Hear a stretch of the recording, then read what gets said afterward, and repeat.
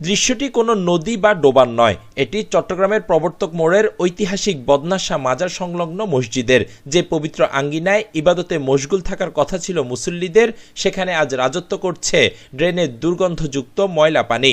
মাত্র কয়েক ঘন্টার বৃষ্টিতে স্রষ্টার ঘরও আজ যেন নিরাপদ নয় নাগরিক অবহেলার হাত থেকে। মসজিদের বাইরে প্রবর্তক মোড়ের দৃশ্যটি আরও ভয়াবহ।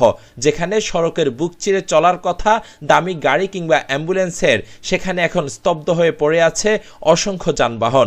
চট্টগ্রামের চিকিৎসা সেবার প্রাণকেন্দ্র এই এলাকাটি এখন যেন এক অভিশপ্ত জলাশয়, যেখানে কোমর থেকে বুক সমান পানি ডিঙ্গিয়ে চলতে হচ্ছে সাধারণ মানুষকে। অসুস্থ মানুষ পানি ভিতরে লাগছে, অসুস্থ মানুষ নাই, পানি মেডিকেল তো রাজ্য হাসপাতাল, মেডিকেল সারা রোগী নেই। এটা তো দুর্গন্ধ, আমরা কি করবো? কিছু করার নাই, আমাদের যেতে হবে, আসতে হবে। এদিকে